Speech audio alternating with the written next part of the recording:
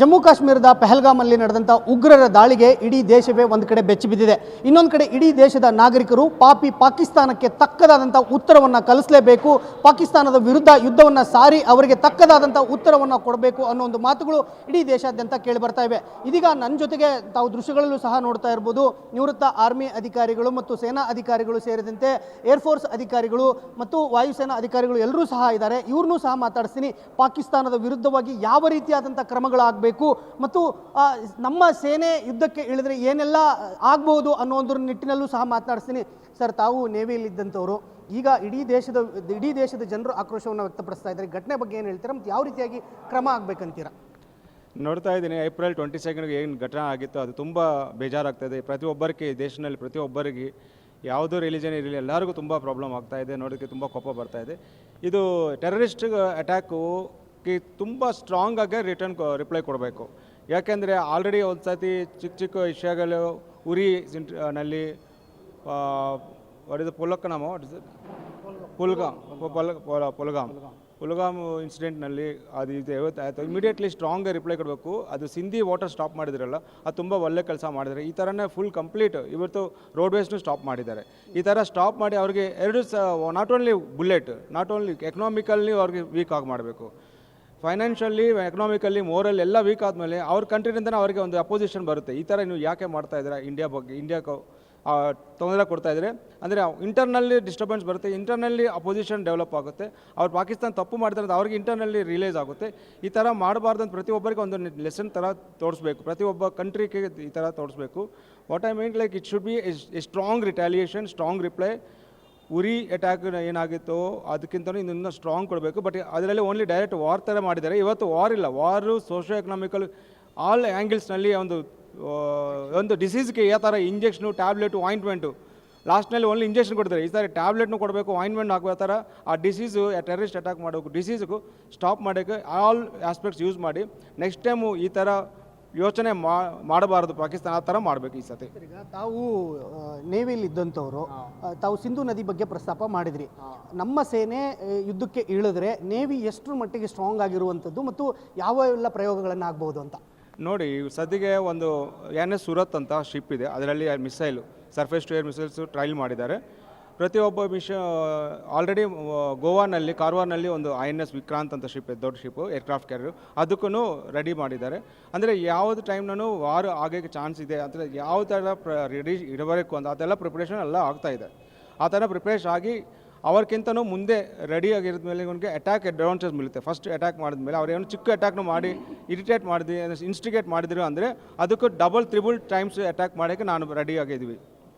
ತಾವು ಸಹ ಸೇನೆಯಲ್ಲಿ ಇದ್ದಂಥವ್ರು, ಈಗ ಇಡೀ ದೇಶದ ಜನರು ಪಾಕಿಸ್ತಾನಕ್ಕೆ ತಕ್ಕದಾದಂಥ ಉತ್ತರ ಕೊಡಬೇಕು, ಯುದ್ಧ ಆಗಬೇಕು ಅಂತ ಹೇಳ್ತಾರೆ. ತಾವೇನು ಹೇಳಕ್ಕೆ ಬಯಸ್ತೀರಾ? ನಾನು ಕೂಡ ಯುದ್ಧ ಆಗಬೇಕಂತ ಹೇಳ್ತಾ ಇದ್ದೀನಿ. ಯಾಕಂದರೆ ವೀರ್ ಸಾವರ್ಕರ್ ಏನು ಹೇಳಿದ್ದಾರೆ ಅಂದರೆ, ನಮಗೆ ಬೇರೆ ಯಾರಿಂದಲೂ ಇದಿಲ್ಲ, ಏನು ಹೆದರಿಕೆ ಇಲ್ಲ, ಆದರೆ ನಮ್ಮ ದೇಶದಲ್ಲಿ ಇದ್ದಂಥ ದೇಶದ್ರೋಹಿಗಳಿಂದ ನಮಗೆ ಹೆದರಿಕೆ ಇದೆ. ದೇಶಗಳು ಅವರು ಕೂಡ ನಮ್ಮ ಜೊತೆಗೇ ಇರ್ತಾರೆ, ನಮಗೆ ಅವರೇನು ಮೋಸ ಮಾಡ್ತಾ ಇದ್ದಾರೆ. ಅವರು ಹಿಂದೂನೇ ಆಗಿರ್ಬೋದು, ಯಾರೇ ಆಗಿರ್ಬೋದು, ಅವರಿಂದ ನಮಗೆ ಭಯ ಇದೆ. ಈಗ ನಾವೇನು ಮಾಡಬೇಕಂದ್ರೆ, ಅಲ್ಲಿ ನಮ್ಮ ಜನರನ್ನ ಅವ್ರು ಏನು 26-27 ಜನರನ್ನ ಹೊಡೆದಿದ್ದಾರೆ, ಅದರಲ್ಲಿ ನಮ್ಮ ಜನರ ಒಂದು ಏನು ಸಹಕಾರ ಇದ್ದದಕ್ಕೆ ಆ ಥರ ಆಗಿದೆ ಅಂತ ದೇಶದ್ರೋಹಿಗಳು ನಾವು ಕಂಡು ಹಿಡಬೇಕು, ಅವ್ರನ್ನ ಮೊದಲು ಮುಗಿಸ್ಬೇಕು.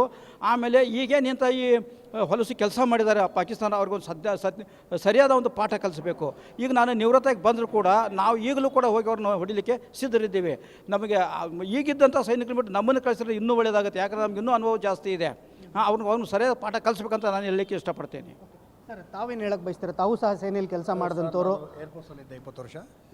ಇವರು ಈ ಸಾಹೇಬ್ರು ಹೇಳಿದಾಗೆ, ಯುದ್ಧ ಆಗೋದು ಅಷ್ಟು ಸುಲಭ ಅಲ್ಲ. It is not easy. ತುಂಬ ಇಂಟರ್ನ್ಯಾಷನಲ್ ಪ್ರೆಷರ್ಸ್ ಇದೆ. ಯುದ್ಧ ಅಷ್ಟು ಸುಲಭವಾಗಿ ಸ್ಟಾರ್ಟ್ ಮಾಡೋಕ್ಕಾಗಲ್ಲ. 3rd ವರ್ಲ್ಡ್ ವಾರ್ ಅಷ್ಟು ಈಸಿ ಅಲ್ಲ. ಯಾಕೆಂತ ಹೇಳಿದ್ರೆ ಇವಾಗ ಯುದ್ಧ ಏನಕ್ಕಾಗಬೇಕು ಅಂದರೆ, ಅದರಿಂದ ಚೈನೀಸ್ಗೆ ತುಂಬ ಯೂಸ್ ಆಗುತ್ತೆ. ಅವ್ರೆ ಬೇರೆ ಎಲ್ಲರೂ ಸಾಯ್ತಾರೆ. ಯಾವತ್ತಿದ್ರೂ ಶಾಂತಿ ಪ್ರಿಯರೇ. ಈ ಟೆರರಿಸ್ಟ್ ಏನು ಗೊತ್ತಾ, ಒಂದು ನಿಂಫ್ ಇದ್ದಂಗೆ. ಗೂಗಲಲ್ಲಿ ನೋಡಿ ನಿಂಫ್ ಅರ್ಥ ತಿಳ್ಕೊಳ್ಳಿ. ಯಾಕಂದರೆ ಮಾಧ್ಯಮದಲ್ಲಿ ಹೇಳೋಕ್ಕೆ ಇಷ್ಟಪಡಲ್ಲ ನಾನು, ಅದೊಂಥರ ಅಪ್ಸೆಟ್ ವರ್ಡ್. ಅದು ಹೇಗೆ ಅಂದರೆ, ನೀವು ಎಷ್ಟೇ ಮಾಡಿ ಎಷ್ಟೇ ಕೊಡಿ, ಅವರು ನೆವರ್ ಸ್ಯಾಟಿಸ್ಫೈಡ್ ಅಂಥ ಒಂದು ಗ್ರೂಪ್ ಅದು. ಆದ್ದರಿಂದ ಇದನ್ನು ಹೇಗೆ ಮಾಡಬೇಕು ಅಂತ ಹೇಳಿದ್ರೆ, all the other Nations they should support India, they should eradicate this terrorism. ಅಷ್ಟೇ. ಯುದ್ಧ ಮಾಡಿದ್ರೆ ಏನಾಗುತ್ತೆ, same innocence will die, so many people will die, we'll lose our precious things, ಪ್ರತಿಯೊಂದಾಗುತ್ತೆ. ಅದರಿಂದ ಯುದ್ಧ ಇದಕ್ಕೆ ಇದಿಲ್ಲ. ಇವಾಗ ಆಕ್ರೋಶ ಇದೆ ನಮಗೂ, ಹೊಡೆದ್ಬಿಡ್ಬೇಕು ತಳ್ಬಿಡ್ಬೇಕು ಅಂತ. ಇವಾಗ ನೀವು ಹೇಳಿ ಒಂದು 27 ಜನ ಸಿವಿಲಿಯನ್ಸ್ ಸತ್ರು, ಅದರಲ್ಲಿ ಒಬ್ಬರು ಏರ್ಫೋರ್ಸ್ ಇದ್ದರು, ಒಬ್ಬರು ನೇವಿಯವರು ಇದ್ದರು. 27 ಜನದಲ್ಲಿ 25 ಜನ ಸಿವಿಲಿಯನ್ಸ್ ಸತ್ರು ಅಂತ ಇಷ್ಟು ದೇಶ ಹೊಡೆದೋಗ್ತಾ ಇದೆ. ಪ್ರತಿನಿತ್ಯ ಸೈನಿಕರು ಎಸ್ಪೆಷಲಿ ಆರ್ಮಿಯವರು ಸಾಯ್ತಾ ಇದ್ದಾರೆ ಅಲ್ಲಿ, ಪ್ರತಿದಿನ ಅದನ್ನ ಯಾರೂ ಕೇಳಲ್ಲ. ಸೈನಿಕರಿಗೆ ಯಾಕೆ we are paid for it, that's why we are guarding nation ಅಂತಾರೆ. ಅಂದರೆ ನಮ್ಮನ್ನು ವಾಚ್ಮ್ಯಾನ್ ಮಾಡಿಬಿಟ್ಟಿದ್ದಾರೆ ಅಷ್ಟೇ ಸೈನ್ಯದಲ್ಲಿ. ನಿಜವಾಗಿ ಹೇಳ್ತಾ ಇದ್ದೀನಿ, ಇವಾಗ 25 ಜನ ಸತ್ತಿರೋದ್ರಿಂದ ಉರಿದು ಹೇಳ್ತಾ ಇದೆ. ಒಬ್ಬ ಸೈನಿಕ ಸತ್ರ ಯಾರಾದರೂ ಬರ್ತೀರಾ? ಯಾರಾದರೂ ನೀವು ಹೇಳ್ತೀರಾ? ತಕ್ಕ ಉತ್ತರ ಹೇಗೆ ಕೊಡ್ಬೇಕಂತೀರಾ? ನಾನು ಹೇಳೋದು ಫಸ್ಟು ದೇಶಭಕ್ತಿ ಇರಬೇಕು ಸ್ವಾಮಿ. ದೇಶ ಇದ್ರೇ ನಾಡಿದ್ರೇ ನಮ್ಮ ಡಿಸ್ಟ್ರಿಕ್ಟ್, ನಮ್ಮ ಜಿಲ್ಲೆ, ನನ್ನೂರು, ನನ್ನ ಮನೆ. ನೀವು ಫಸ್ಟು ನನ್ನ ಮನೆ ನೋಡ್ಕೊಂಡು ನಮ್ಮಲ್ಲಿ ದೇಶ ಹತ್ರ ಹೋಗ್ತಿರಲ್ಲ ನೀವು. ಫಸ್ಟ್ ದೇಶ ನೋಡಿ, ದೇಶ ಇಂಪಾರ್ಟೆಂಟ್ ನಮಗೆ. ದೇಶನ ಯಾರು ಇವತ್ತು ನಾವು ನಮ್ಮಂಥ ಸೈನಿಕರು ಇವೊಬ್ಬರಿ ನಾವು ನಿವೃತ್ತ ಆಗಿದ್ದೀವಿ. ಇಲ್ಲಿ ಯೂನಿಫಾರ್ಮಲ್ಲಿ ಇರೋರು ಇವಾಗ ಸೇವೆ ಮಾಡ್ತಾ ಇರೋದ್ರಿಂದ ನೀವು ಬೈಟ್ಸ್ ಕೇಳ್ತಾ ಇದ್ರೆ ನಾವು ಬೈಟ್ಸ್ ಆರಾಮಾಗಿ ಕೊಡ್ತಾ ಇದ್ದೀವಿ. ಇಷ್ಟೊತ್ತು ಊಟ ಮಾಡಿ ಬಂದ್ವಿ, ಫಂಕ್ಷನ್ ಅಟೆಂಡ್ ಮಾಡಿದ್ವಿ. ಇವಾಗ ಅವ್ರು ಇಲ್ಲದೇ ಇದ್ದಿದ್ರೆ ಯಾರು ನೆಮ್ಮದಿ ಆಗಿರೋಕ್ಕಾಗುತ್ತೆ ಸರ್? ಹಾಂ, ಜನ ಏನು ಹೇಳೋದು, ನಾವು ಟ್ಯಾಕ್ಸ್ ಕೊಡೋ ದುಡ್ಡಲ್ಲಿ ನಿಮ್ಗೆ ಸಂಬಳ ಬರ್ತದೆ, ನೀವು ದೇಶ ಆಕೈತೆ. ಇದು ಹೇಳೋ ಮಾತಾ ಸರ್? ಇದು ಹೇಳೋ ಮಾತಾ?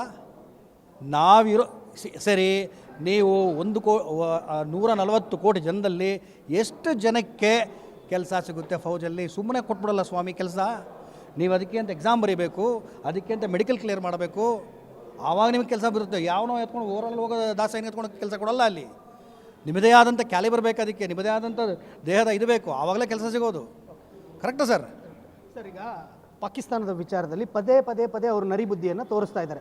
ಇದಕ್ಕೆ ತಕ್ಕದಾದಂಥ ಉತ್ತರ ಯುದ್ಧ ಅಂತೀರಾ? ಹೇಗೆ ಅವ್ರಿಗೆ ಪಾಠ ಕಲಿಸ್ಬೇಕಂತೀರಾ? ನಾನು ಕುಮಾರಸ್ವಾಮಿ BK ಅಂತ, ನಾನು 30 ವರ್ಷ ಕಾಲ ಬಂದ್ಬಿಟ್ಟು ಮಿಲಿಟರಿ ಸರ್ವಿಸ್ ಮಾಡಿ ಬಂದೆ ಅಂತ. ಅದೇ ಪೇಲ್ಗಾಮಲ್ಲೂ ಇದ್ದೆ, ಪ್ಲಸ್ ಬಂದ್ಬಿಟ್ಟು ಉರಿ ಸೆಕ್ಟ್ರಲ್ಲೂ ಇದ್ದೆ. ಸೊ ಅವರ ಇಂಟೆನ್ಷನ್ ಏನಂದರೆ ನಮ್ಮನ್ನು ಕಾಲ್ ಕೆರೆದು ಬಾ ಜಗಳಕ್ಕೆ ಬಾ ಅಂತ ಇಂಟರ್ನ್ಯಾಷನಲ್ ಇದು ಮಾಡಬೇಕು, ಮತ್ತು ನಮ್ಮನ್ನು ದಂಗೆ ಎಳಗಂಗೆ ಮಾಡಬೇಕು ಅನ್ನೋದು ಅವ್ರ ಉದ್ದೇಶ. ಬಿಕಾಸ್ ಪ್ರೊವೋಕ್ ಮಾಡೋದು. ಯಾಕಂದರೆ ನಾವು ಬೆಳೀತಾ ಇದ್ದೀವಿ, ತುಂಬ ಎತ್ತರದೊಳಗೆ ಬೆಳೀತಾ ಇದ್ದೀವಿ, ಇದನ್ನು ಕಡಿಮೆ ಮಾಡಬೇಕು ಅನ್ನೋದು ಇಂಟೆನ್ಷನ್ ಇದೆ. ಅದಕ್ಕೆ ಯುದ್ಧ ದೊಡ್ಡದಲ್ಲ, ಯುದ್ಧ ಮಾಡೋಕ್ಕೇನು ಇದಿಲ್ಲ. ಯುದ್ಧ ಮಾಡಿದ್ರೆ ನಮ್ಮ ಹೇಳಿಕೆಗೆ ನಮಗೆ ಒಂದು ವೇಸ್ಟ್ ಆಗುತ್ತೆ. ಯಾಕಂದರೆ 10 ವರ್ಷಗಳ ಕಾಲ ಒಂದು ವಾರ್ ನಡೀತು ಅಂದರೆ, ಒಂದು 5-6 ದಿವಸದ ವಾರ್ ನಡೀತು ಅಂದರೆ 10 ವರ್ಷ ಕಮ್ಮಿ ಆಗುತ್ತೆ ನಮ್ಮ ಆರ್ಥಿಕ ಪರಿಸ್ಥಿತಿ. ಅದರಿಂದ ಯುದ್ಧ ಬೇಡ ಅಂತೀರಾ? ಯುದ್ಧ ಬೇಡ. ಹೊಡೆದವ್ರನ್ನ ಟೆರರಿಸ್ಟ್ನ ಯಾವ ಥರ ಅಟ್ಯಾಕ್, ಇವಾಗ ಉರಿ ಸೆಕ್ಟ್ರಲ್ಲಿ ಒಂದು ಯೂನಿಟ್ ಮೇಲೆ ನಮ್ಮ ಮೇಲೆ ದಾಳಿ ಆಯಿತು, ನಮ್ಮ ಯೂನಿಟ್ಗಳಲ್ಲಿ ಇದ್ದವರು ಸತ್ರು. ಅವಾಗ ಯಾರಾದರೂ ಈ ಮಟ್ಟಕ್ಕೆ ಮಾತಾಡಿದ್ರ? ಇಲ್ಲ. ನಾರ್ಮಲ್ಲಾಗಿ ನಾವು ರಿಟಾಲಿಯೇಟ್ ಮಾಡಿದ್ವಿ, ಅವ್ರಿಗೆ ಹೊಡೆದ್ವಿ, ಬಂದ್ಬಿಟ್ವಿ ಅಲ್ವಾ, ಯಾರಿಗೂ ಗೊತ್ತಾಗಲಿಲ್ಲ. ಅದೇ ಥರ ಇವಾಗ್ಲೂ ಅಷ್ಟೇ, ಗೊತ್ತಿಲ್ದಿರ ಹೊಡಿಬೇಕು, ಬಂಕರ್ಗಳನ್ನ ಬುಡಿಸ್ ಮಾಡಬೇಕು, ಪ್ರತಿಯೊಂದು ಜಾಗನ ಬಿಡಬಾರ್ದು, ಧ್ವಂಸ ಮಾಡಿಬಿಡ್ಬೇಕು. ಅದು ಮಾಡೇ ಮಾಡ್ತೀವಿ. ಅದಕ್ಕೆ ತಕ್ಕ ಉತ್ತರ ನಾವು ಕೊಡ್ತೀವಿ. ಅದು ಆರ್ಡ್ರ್ ಸಿಕ್ಕರೆ ಸಾಕು, ವೆಯ್ಟಿಂಗ್ ಫಾರ್ ಸಿಗ್ನಲ್ ಅಂತ ನಾವು ನಿಂತಿದ್ದೀವಿ. ನಮ್ಮ ಸೈನ್ಯ ನಿಂತಿದೆ, ಪಕ್ಕ ಮಾಡ್ತಾರೆ. ಇವಾಗಿನ ಟೆಕ್ನಾಲಜಿ ತುಂಬ ಹೈ ಸ್ಟ್ಯಾಂಡರ್ಡಲ್ಲಿದೆ. ನಮ್ಗೆ ಆ ಟೈಮಲ್ಲಿ ಇರಲಿಲ್ವಲ್ಲ ಅಂತ ನಾವು ಫೀಲ್ ಮಾಡ್ತಾಯಿದ್ವಿ. ಒಳ್ಳೆ ಟೆಕ್ನಾಲಜಿ. ಅದಲ್ದಿರ ಈಗ ನಾವು ಮಾಜಿ ಸೈನಿಕರಾಗಿ ಹೊರಗಡೆ ಬಂದು ಹಗಲು ರಾತ್ರಿ ಇದ್ರ ಬಗ್ಗೆನೇ ಮಾತಾಡ್ತಾಯಿದ್ದೀವಿ. ಬನ್ನಿ, ನಮ್ಮಲ್ಲಿ ಎಕ್ಸ್ಪೀರಿಯೆನ್ಸ್ ಇದೆ, ನಾವು ಹೋಗೋಣ, ನಾವು ಅವ್ರಿಗೆ ಬೇಕಾದಂಥ ಸಹಾಯ ಮಾಡೋಣ ಅಂತ ಈಗಲೂ ಮಾತಾಡ್ತಾ ಇದ್ದೀವಿ. ಅಂದರೆ ಈಗಲೂ ಸೇನೆಗೆ ವಾಪಸ್ ಕರೆದ್ರೆ ಹೋಗ್ಲಿಕ್ಕೆ ರೆಡಿ ಇದ್ದೀರಾ? ಈಗಲೂ ಕರೆದ್ರೆ ವಾಪಸ್ ಹೋಗೋಕ್ಕೆ ನಮ್ಮಲ್ಲಿ 2000 ಜನ ರೆಡಿ ಪೊಸಿಷನಲ್ಲಿ ಇದ್ದಾರೆ. ಆಲ್ರೆಡಿ ನಾವು ಹಗಲು ರಾತ್ರಿ ನಾವು ನಮ್ಮ ವಾಟ್ಸಪ್ ಗ್ರೂಪ್ಗಳಲ್ಲಿ ಮಾತಾಡ್ತಾ ಇದ್ದೀವಿ. ಎಲ್ಲರೂ ನಾವು ಬರ್ತೀವಿ ಸರ್ ಅಂತ ಒಂದು ಲಿಸ್ಟ್ ಮಾಡ್ತಾ ಇದ್ದೀನಿ. ಹೋಗ್ಬಿಟ್ಟು ನಾನು ಸಬೇರೆ ಕಮಾಂಡರ್ ದೊಡ್ಡ ವ್ಯಕ್ತಿಗಳ ಹತ್ರ ಮಾತಾಡಬೇಕಾಗತ್ತೆ.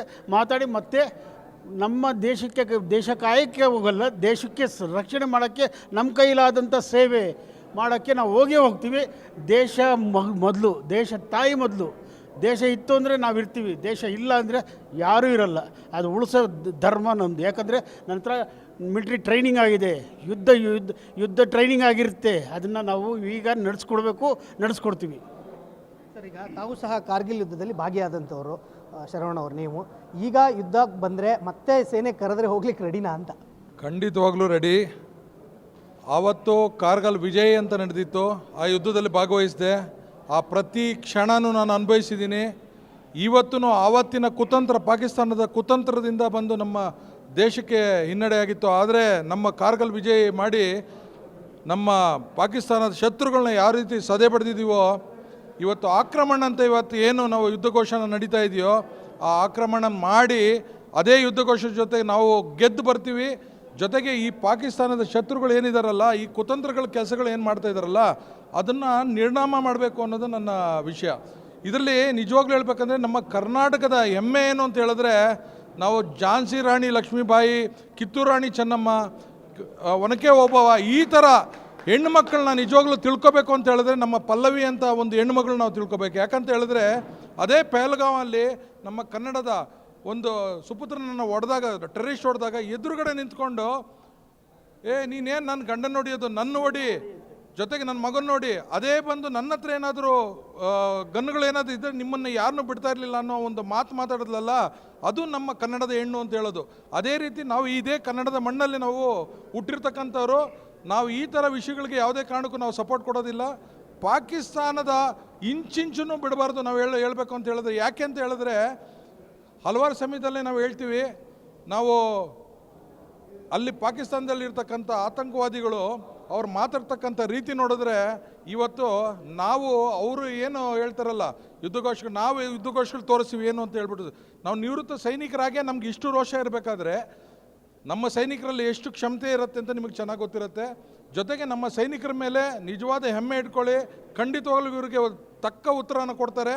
ಅದ್ರ ಜೊತೆಗೆ ನಾವು ಪ್ರತಿ ಸಮಯದಲ್ಲಿ ನಮ್ಮ ಸಾಹೇಬರು ಹೇಳ್ದಂಗೆ ಯುದ್ಧಘೋಷ ಅನ್ನೋದು ಅಷ್ಟು ದೊಡ್ಡ ಸಮಸ್ಯೆ ಅನ್ನೋದಲ್ಲ, ಆದರೆ ಅವ್ರಿಗೆ ತಕ್ಕ ಉತ್ತರನಂತೂ ಖಂಡಿತವಾಗ್ಲೂ ಕೊಡಬೇಕಾಗತ್ತೆ.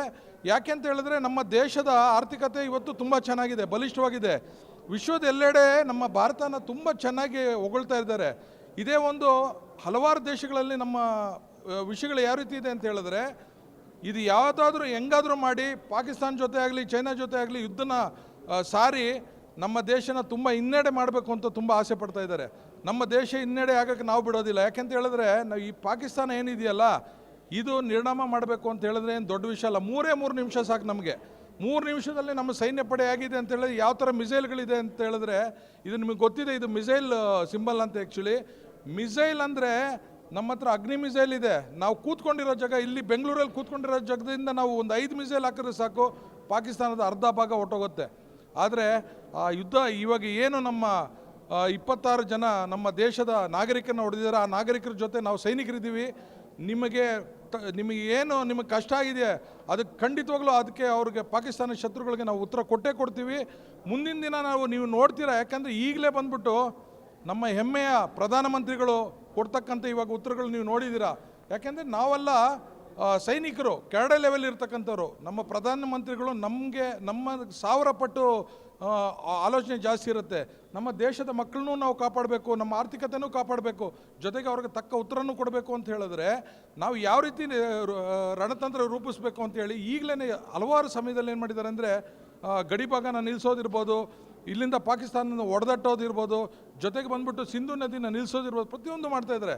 ಇದಕ್ಕೆ ನಾವು ಹೆಮ್ಮೆಯಿಂದ ನಾನು ಹೇಳ್ತೀನಿ, ಖಂಡಿತವಾಗ್ಲೂ ಪಾಕಿಸ್ತಾನದ ಶತ್ರುಗಳಿಗೆ ಉತ್ತರ ಸರಿಯಾಗಿ ಕೊಟ್ಟೇ ಕೊಡ್ತೀವಿ.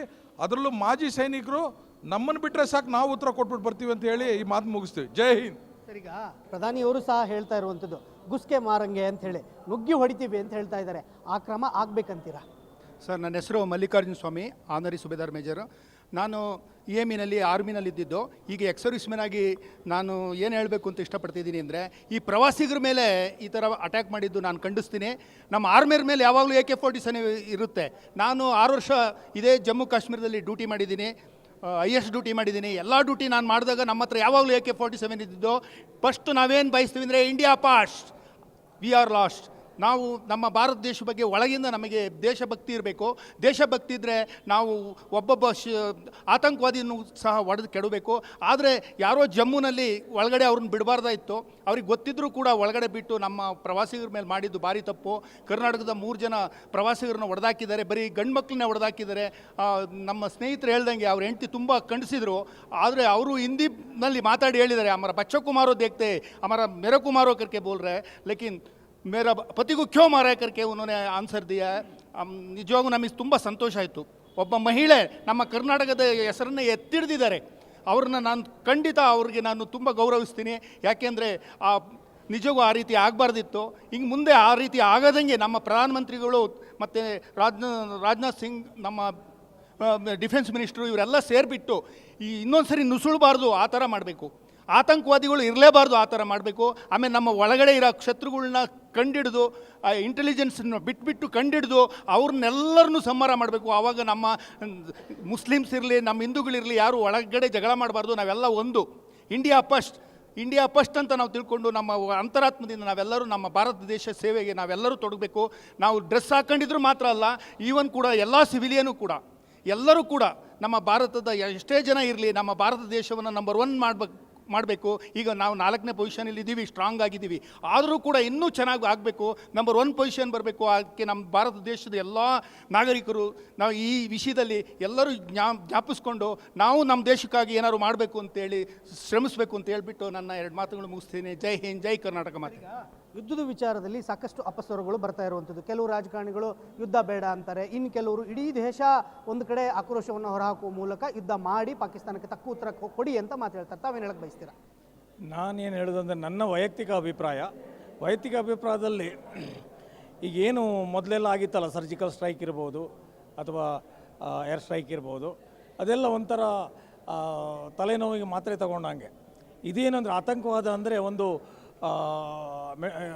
ಇದು ವಿಚಾರ, ಅದು ಆ ವಿಚಾರವನ್ನು ನಾಶ ಮಾಡಬೇಕು. ವಿಚಾರ ನಾಶ ಮಾಡುವಾಗ ಭಾರತಕ್ಕೆ ಅದು ಭಾಳ ಹಾರ್ಮ್ ಆಗ್ಲಿಕ್ಕೆ ಕಾರಣ ಏನು ಅಂದರೆ ಪಾಕಿಸ್ತಾನದಲ್ಲಿ ಆಂತರಿಕ ಇದು ಸರಿ ಇಲ್ಲ.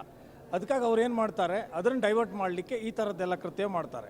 ಇದು ಯಾವಾಗೂ ಮುಗಿಯುವಂಥ ಕೃತ್ಯ ಅಲ್ಲ. ಅದಕ್ಕಾಗಿ ಆ ವಿಚಾರವನ್ನು ನಾಶ ಮಾಡಲಿಕ್ಕೆ ನಮ್ಮದು ಮಾನ್ಯ ಪ್ರಧಾನಮಂತ್ರಿಗಳು ಏನು ಡಿಸಿಷನ್ ತೊಗೋತಾರೆ ಅದು ಫೈನಲ್ಲು. ಆದರೆ ಅದು ನಾವು ವೇಟ್ ಮಾಡಬೇಕು, ಪಕ್ಕಾ ಸಿಗ್ತದೆ. ಅದೇನು ಅಂದರೆ ಪಾಕಿಸ್ತಾನ ಇರ್ತದೆ ಅಂತ ಹೇಳಲಿಕ್ಕೆ ನನಗೆ ಇಷ್ಟ ಇಲ್ಲ, ಅಂದರೆ ಇರೋದೇ ಇಲ್ಲ. ಅದು ಆ ಥರ ವ್ಯವಸ್ಥೆ ಆಗುತ್ತೆ ಅಂತ ನಾನು ನಂಬಿದ್ದೇನೆ. ಅದಾಗಲಿ ಅಂತ ನಾನು ಬಯಸ್ತೇನೆ. Thank you. ಇನ್ನೊಬ್ಬರು ಸೈನಿಕರಿದ್ದಾರೆ, ಅವರು ಸಹ ಮಾತಾಡಿಸ್ತೀನಿ. ಕೊನೆಯದಾಗಿ ಏನು ಹೇಳಕ್ಕೆ ಬಯಸ್ತೀರಾ ಸರ್? ಕೊನೆಯದಾಗಿ ಏನಿಲ್ಲ, ನಮ್ಮ ಇಂಡಿಯಾ ಅಂದರೆ ಎಲ್ಲರೂ ಹೇಳ್ತಾರೆ independent in the month of August ಅಂತ. ಇಂಡಿಯಾ ಅಂದರೆ ನಾವು ಹೇಳೋದು, ಮಿಲಿಟ್ರಿಯವ್ರು ಹೇಳೋದು ಒಂದೇ sir, I never delay in action. ಯಾವುದೇ ಆ್ಯಕ್ಷನ್ ಆಗಬೇಕಾದ್ರೆ ಯಾವುದೂ ಡಿಲೇ ಮಾಡಲ್ಲ. Hit out or get out ಅಂತ ಗೇಮ್ ಆಡ್ತೀವಿ. ನಮಗೆ ಇದೊಂದು ಚಾನ್ಸ್ ಸಿಗಲಿ, ಹೊಡೆದ್ಬಿಟ್ಟು ಬರ್ತೀವಿ. ಜೈ ಹಿಂದ್. ಇದು ಎಲ್ಲ ಸೈನಿಕರು, ವಿಶೇಷವಾಗಿ ನೇವಿ ಆಗಿರ್ಬೋದು, ಆರ್ಮಿ ಆಗಿರ್ಬೋದು ಮತ್ತು ಏರ್ಫೋರ್ಸ್ ಅಧಿಕಾರಿಗಳು ಅಲ್ಲಿ ಸೇವೆಯನ್ನು ಸಲ್ಲಿಸಿ ಬಂದಿರುವಂಥವರು. ಪಾಕಿಸ್ತಾನಕ್ಕೆ ನಮ್ಮ ಸೇನೆ ತಕ್ಕದಾದಂಥ ಉತ್ತರವನ್ನು ಕೊಡುತ್ತೆ. ಒಂದು ವೇಳೆ ದೇಶ ಮತ್ತೊಂದು ಬಾರಿ ನಮಗೆ ಸೇವೆಗೆ ಕರೆದರೆ ನಾವು ಸಹ ಹೋರಾಡಲಿಕ್ಕೆ ಸಿದ್ಧ ಅನ್ನೋ ಒಂದು ಮಾತುಗಳನ್ನು ಹೇಳ್ತಾ ಇರುವಂಥದ್ದು. ಕ್ಯಾಮ್ರಾಮನ್ ವೆಂಕಟೇಶ್ ಜೊತೆ ವೀರೇಶ್ ದಾನಿ, ಗ್ಯಾರಂಟಿ ನ್ಯೂಸ್, ಬೆಂಗಳೂರು.